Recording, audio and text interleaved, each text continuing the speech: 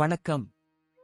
ஜோதிடத்தில் ராசி மற்றும் லக்னம் இரண்டும் ஒருவரின் வாழ்க்கையை கணிப்பதற்கு மிக முக்கியமான அம்சங்கள். ஒரு ஜாதகத்தில் லக்னம் என்பது உயிருக்கும், ராசி என்பது உடலுக்கும் ஒப்பிடப்படுகிறது. நாம் பிறக்கும் நேரத்தில் கிழக்கு அடிவானத்தில் எந்த ராசி உதயமாகிறதோ அதுவே நம்முடைய லக்னம். இது ஒவ்வொரு 2 மணி நேரத்திற்கும் ஒருமுறை மாறிக்கொண்டே இருக்கும். ஒரு நாளில் 12 லக்னங்கள் மாறிவரும். அதனால் லக்னம் என்பது மிக துல்லியமான தகவல்களை கொடுக்கக்கூடியது. இது ஒருவரின் குணநலன்கள், உடல் அமைப்பு, மனோபலம், செயல்பாடு, ஆயுள், எதிர்காலம் போன்ற பல விஷயங்களை நிர்ணயிக்கிறது. ராசி என்பது நாம் பிறக்கும் நேரத்தில் சந்திரன் எந்த ராசியில் இருக்கிறாரோ அதுவே நமது ராசியாகும். ஒரு ராசியில் சந்திரன் சுமார் 2.25 நாட்கள் இருப்பார். சந்திரன் மனதின் காரகனாக கருதப்படுவதால் ராசி ஒருவரின் மனநிலை, எண்ண ஓட்டங்கள், உணர்வுகள் ஆகியவற்றை குறிக்கும். தொலைக்காட்சிகளிலும் பொதுவான பஞ்சாங்கங்களிலும் சொல்லப்படும் தினசரி ராசி பலன்கள் பொதுவாக இந்த ராசியை அடிப்படையாக கொண்டே கணிக்கப்படுகின்றன. ஜோதிடப்படி லக்னம்தான் ஒருவரின் ஆளுமை திறன், சிந்தனை, செயல்கள் மற்றும் அதிர்ஷ்டம் போன்ற முழு வாழ்க்கை நிகழ்வுகளுக்கும் ஆதாரமாக அமைகிறது. ராசி என்பது லக்னத்திற்கு துணை செய்யும் ஒரு அமைப்பு மட்டுமே. ஒருவருக்கு லக்னமும் ராசியும் பலமாக இருந்தால் அவருடைய வாழ்க்கை சிறப்பானதாக அமையும். லக்னம் மற்றும் ராசியின் அதிபதிகள் ஜாதகத்தில் எந்த நிலையில் இருக்கிறார்கள் என்பதை பொறுத்து ஒருவரின் வாழ்வில் ஏற்படும் பலன்கள் மாறுபடும். உதாரணத்திற்கு, ஒரு கிரகம் லக்னப்படி கெட்ட பலனை தருவதாக இருந்தாலும் ராசிப்படி அது யோகமான கிரகமாக இருந்தால் கெடுபலன்கள் குறையும். எனவே ஒரு ஜாதக பலனை முழுமையாகவும் துல்லியமாகவும் அறிய லக்னம் மற்றும் ராசி இரண்டையும் இணைத்து பார்ப்பது அவசியம். இப்போது 12 லக்னம் மற்றும் ராசிக்காரர்களுக்கு என்னென்ன தனித்துவங்கள் இருக்கிறது என்பதை பற்றி இந்த பதிவில் பார்ப்போம். இந்த பதிவை பார்ப்பதற்கு முன்பு இந்த சேனலை சப்ஸ்கிரைப் பண்ணாதவங்க சப்ஸ்கிரைப் பண்ணிக்கோங்க, பெல் பட்டனை கிளிக் பண்ணி வச்சுக்கோங்க. அப்பதான் நம்ம போடுற பதிவு உங்களுக்கு உடனுக்குடன் நோட்டிபிகேஷன் வரும். சரி, வாங்க வீடியோக்குள்ள போகலாம்.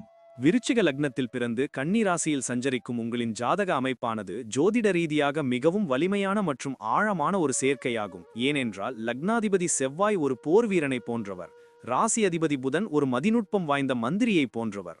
இந்த இருவரும் சேரும்போது உங்களிடம் அதிரடியான செயல்பாடுகளும் இருக்கும், அதே சமயம் மிக நுணுக்கமான திட்டமிடலும் இருக்கும். நீங்கள் வெளியில் பார்ப்பதற்கு மிகவும் அமைதியாகவும் யாரோ ஒரு அப்பாவி போலவும் காட்சியளிப்பீர்கள். ஆனால் உங்கள் மனதிற்குள் எப்போதும் ஒரு எரிமலை புகைந்து கொண்டே இருக்கும். எந்த ஒரு விஷயத்தையும் மேலோட்டமாக பார்த்துவிட்டு முடிவெடுப்பது உங்கள் வழக்கமல்ல. ஒரு பிரச்சனையின் ஆணிவேர் வரை சென்று அதை ஆராய்ந்து பார்த்த பிறகுதான் ஒரு முடிவுக்கு வருவீர்கள். உங்களுக்கு இயற்கையாகவே துப்பறியும் குணம் அதிகம் இருக்கும். மற்றவர்களின் ரகசியங்களை எளிவாக தெரிந்து கொள்வீர்கள். ஆனால் உங்கள் ரகசியங்களை யாருக்கும் எளிதில் விட்டுக் கொடுக்க மாட்டீர்கள்.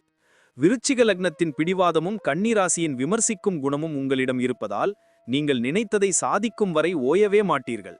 அதே சமயம் தோல்விகள் வந்தால் அதை வெளியில் காட்டிக்கொள்ளாமல் உள்ளுக்குள்ளேயே புழுங்குவீர்கள். உங்களின் மிகப்பெரிய பலமே உங்களின் ரகசிய திட்டமிடல்தான். குடும்ப வாழ்க்கை என்று வரும்போது நீங்கள் மிகவும் பாசமானவர், ஆனால் அதை வெளிப்படுத்தும் விதத்தில்தான் சிக்கல் இருக்கிறது. நீங்கள் வாயால் கொஞ்சுவதை விட செயலில் அன்பை காட்டுவீர்கள். விருச்சிக லக்னத்திற்கு 2ஆம் வீடு தனுசு ராசியாக வருவதால் உங்கள் பேச்சு மிகவும் நியாயமாகவும் தர்மம் தவறாமலும் இருக்கும். ஆனால் சில நேரங்களில் அது மற்றவர்களின் மனதை புண்படுத்தும் வகையில் மிகவும் வெளிப்படையாக இருந்துவிடும். குடும்ப உறுப்பினர்கள் ஒவ்வொருவரும் ஒழுக்கமாகவும் நேர்மையாகவும் இருக்க வேண்டும் என்று எதிர்பார்ப்பீர்கள். அதில் சிறு தவறு நடந்தாலும் உங்களால் பொறுத்து கொள்ள முடியாது. உங்கள் கோபம் சட்டென்று வரும், ஆனால் பாசம் என்று வந்துவிட்டால் உயிரையும் கொடுப்பீர்கள். 11ஆம் இடத்தில் சந்திரன் இருப்பதால் மூத்த சகோதரர்கள் அல்லது உறவினர்களால் உங்களுக்கு ஆதாயம் கிடைக்க வாய்ப்புள்ளது. ஆனால் அவர்கள் உங்கள் எதிர்பார்ப்புக்கு ஏற்றார் போல நடக்கவில்லை என்றால் ஒதுங்கி விடுவீர்கள். வாழ்க்கை துணையிடம் அதிக உரிமை எடுத்துக் கொள்வீர்கள். உங்கள் துணையும் உங்களைப் போலவே பிடிவாதம் உள்ளவராக இருக்க வாய்ப்புள்ளது. எனவே விட்டு கொடுத்து செல்வது அமைதியை தரும். தாயார் மீது உங்களுக்கு தனிப்பட்ட பாசம் இருக்கும். தொழில் மற்றும் வியாபாரம் என்று எடுத்துக்கொண்டால் நீங்கள் ஒரு சாம்ராஜ்யத்தையே உருவாக்கும் வல்லமை படைத்தவர். செவ்வாயின் தைரியமும் புதனின் புத்திசாலித்தனமும் கலந்திருப்பதால் வியாபாரத்தில் உங்களை ஏமாற்றுவது அவ்வளவு எளிதல்ல. போட்டியாளர்களின் வியூகங்களை முன்கூட்டியே கணித்து அவர்களை வீழ்த்துவதில் நீங்கள் கில்லாடி. குறிப்பாக ரியல் எஸ்டேட், பூமி சம்பந்தப்பட்ட தொழில்கள், மருத்துவம், கெமிக்கல், மருந்தகம் அல்லது இயந்திரங்கள் தொடர்பான தொழில்களில் நீங்கள் கொடிகட்டி பரப்பீர்கள். ஒரு தொழிலை தொடங்குவதற்கு முன்பு அதை பற்றி முழுமையாக தெரிந்து கொண்டு அதில் உள்ள சட்ட சிக்கல்களை அலசி ஆராய்ந்த பிறகுதான் களத்தில் இறங்குவீர்கள். வியாபாரத்தில் வரும் லாப நஷ்டங்களை வெளியில் சொல்ல மாட்டீர்கள். எவ்வளவு பெரிய சரிவு வந்தாலும் அதை தாங்கிக் கொண்டு மீண்டும் எழுந்து வரும் மனதிடம் உங்களுக்கு உண்டு. பங்குச் சந்தையில் முதலீடு செய்யும் போது கவனம் தேவை. கூட்டு தொழில் செய்வதை விட சொந்தமாக தொழில் செய்வதே உங்களுக்கு அதிக அதிகாரத்தையும் லாபத்தையும் தரும். வேலையாட்களை கராராக வேலை வாங்குவீர்கள், ஆனால் அவர்களுக்கு சம்பளம் கொடுப்பதில் நேர்மையாக இருப்பீர்கள். வேலைக்கு செல்பவராக இருந்தால் நீங்கள் மிக கடுமையான உழைப்பாளியாக இருப்பீர்கள். அலுவலகத்தில் உங்களை பார்த்து மற்றவர்கள் பயப்படும் அளவுக்கு உங்கள் வேகம் மற்றும் கண்டிப்பு இருக்கும். குறிப்பாக காவல்துறை, இராணுவம், துப்பறியும் துறை, ஆராய்ச்சித் துறை, ஆடிட்டிங் அல்லது அறுவை சிகிச்சை நிபுணர் போன்ற பணிகளில் நீங்கள் ஜொலிப்பீர்கள். 10ஆம் அதிபதி சூரியன் என்பதால் அரசாங்க உயர் பதவிகள் கிடைப்பதற்கு பிரகாசமான வாய்ப்புகள் உள்ளன. வேலை செய்யும் இடத்தில் மற்றவர்களின் தவறுகளை சுட்டிக்காட்டுவதை உங்கள் கடமையாக நினைப்பீர்கள். இது சக ஊழியர்களுக்கு பிடிக்காமல் போகலாம், ஆனால் நிர்வாகம் உங்கள் திறமையை மதிக்கும். பதவி உயர்வுக்காக நீங்கள் யாருடைய காலிலும் விழமாட்டீர்கள். உங்கள் திறமைக்கான அங்கீகாரம் உங்களை தேடி வரும். மறைமுக எதிரிகள் அலுவலகத்தில் இருந்தாலும் அவர்களை சமாளிக்கும் வித்தை உங்களுக்கு தெரியும். வேலைப்பளு அதிகமாக இருந்தாலும் சளைக்காமல் செய்து முடிப்பீர்கள். கடினமான சவாலான வேலைகளை தான் நீங்கள் விரும்பி ஏற்றுக்கொள்வீர்கள். சாதாரண வேலைகள் உங்களுக்கு சலிப்பை தரும். பொருளாதார விஷயத்தில் நீங்கள் மிகவும் கொடுத்து வைத்தவர்.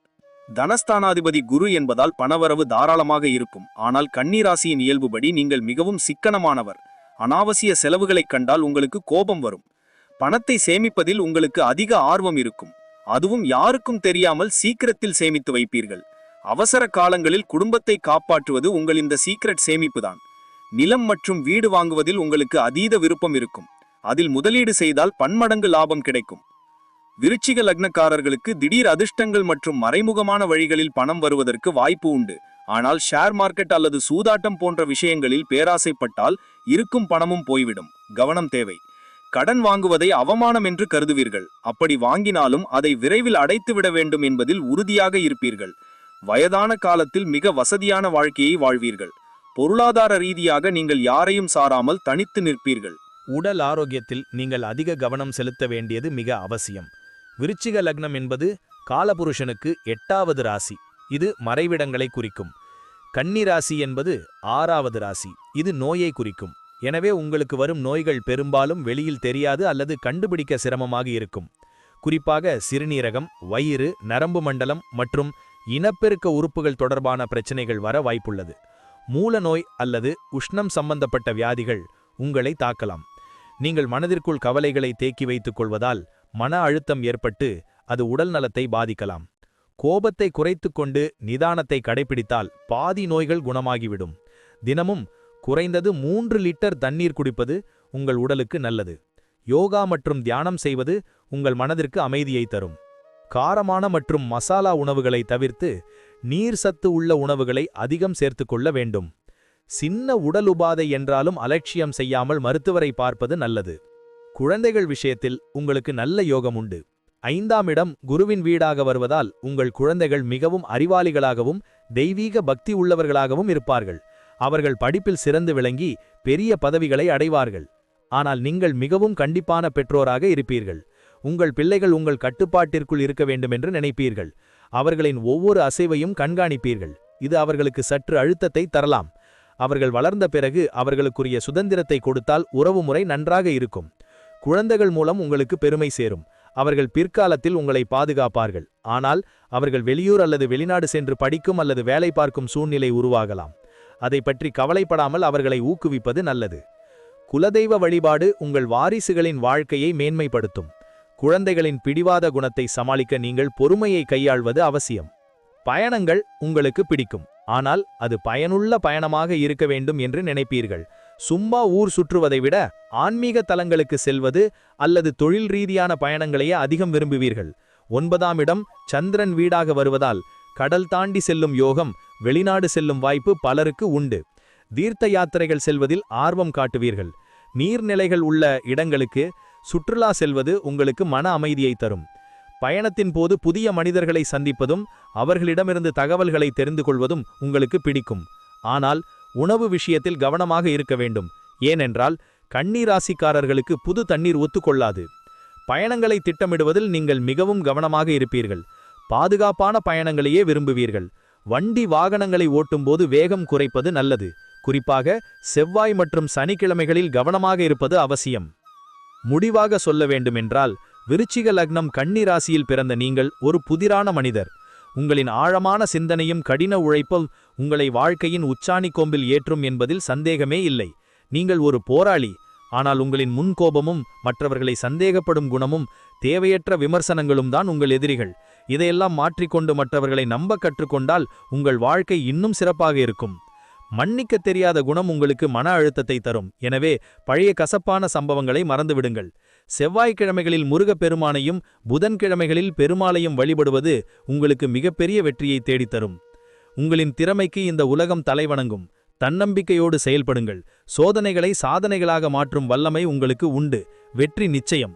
நன்றி. இப்ப நான் சொன்ன அனைத்து விஷயங்களும் பொது பலன் மட்டுமே. உங்களுடைய சுய ஜாதக அடிப்படையில் சில விஷயங்கள் மாறுபட்டு நடப்பதற்கு வாய்ப்புகள் உண்டு. இருந்தாலும் பெரும்பாலான விஷயங்கள் நான் கூறியபடியே உங்க வாழ்க்கையில் நடைபெறும். இந்த வீடியோ உங்களுக்கு பிடித்திருந்தால் நான் அடுத்த பாகம் 2 எடுக்க தயாராக உள்ளேன். பாகம் 2 வேண்டும் என்றால் பாகம் 2 என்று டைப் செய்யவும். பெரும்பாலான நண்பர்கள் பாகம் 2 வேண்டும் என்றால் விரைவில் பாகம் 2 வீடியோ பதிவு செய்கிறேன். இந்த வீடியோ உங்களுக்கு பிடித்திருந்தால் லைக், ஷேர் மற்றும் சப்ஸ்கிரைப் செய்யுங்கள். பக்கத்தில் உள்ள ஆல் பட்டனை கிளிக் பண்ணி வைத்துக் கொள்ளுங்கள். அப்பொழுதுதான் நாங்கள் போடும் வீடியோ உங்களுக்கு உடனுக்குடன் நோட்டிபிகேஷன் வரும். உங்களுடைய எதிர்கால வெற்றிக்கு என்னோட வாழ்த்துக்கள். நன்றி. வாழ்க வளமுடன்.